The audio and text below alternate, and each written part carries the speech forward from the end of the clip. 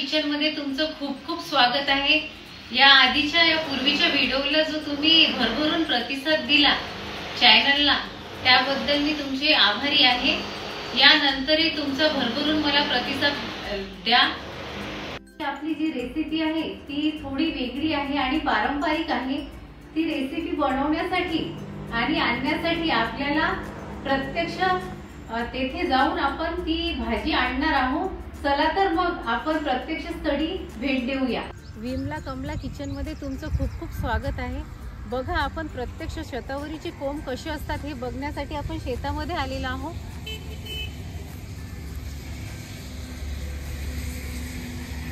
बघा, अशा प्रकारे शतावरीचे कोंब असतात। पहा, आणि अशा प्रकारे तोडल्या जातात ते।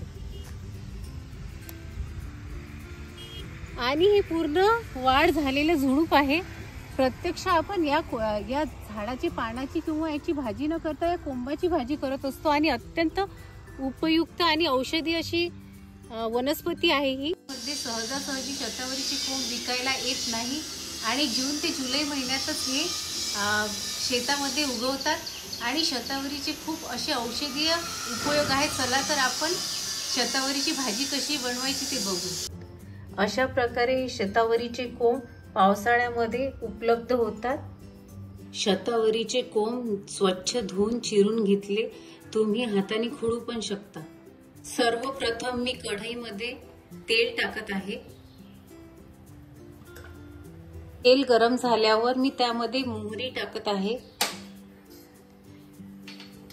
मोहरी तडतडली की मी एक मोठा कांदा चिरून घेतलेला आहे आणि हा कांदा टाकत आहे। लसूण पाकळ्या, कांदा हा बघा अशा प्रकारे लाल झालेला आहे आणि अशा प्रकारे कांद्याला कलर येऊ द्यायचा आहे। मी यामध्ये लसूण चिरून टाकलेला आहे। आता या कांद्यामध्ये मी 2 ते 3 कढीपत्त्याची पाने टाकलेली आहे। तिखट, हळद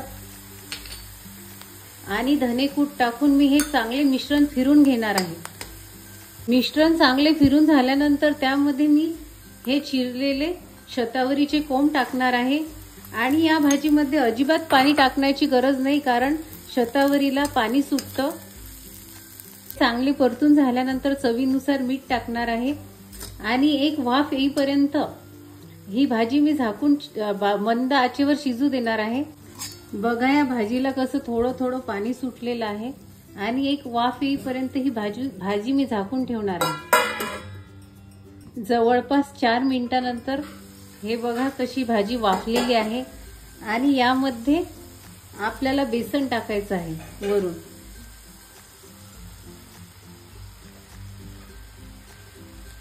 जास्त टाकायचं नाही आहे, थोडंसंच टाकायचं आहे आणि बेसन टाकल्यानंतर भाजीला फिरवायचं नाही आहे। अशीच भाजी ही एक 7 ते 8 मिनिट, जवळजवळ 8-9 मिनिट आपल्याला मंद आचेवर शिजू द्यायची आहे। जवळपास 7 मिनिट झालेले आहे बघा। अशा प्रकारे आता हे आपल्याला भाजी फिरवून घ्यायची आहे।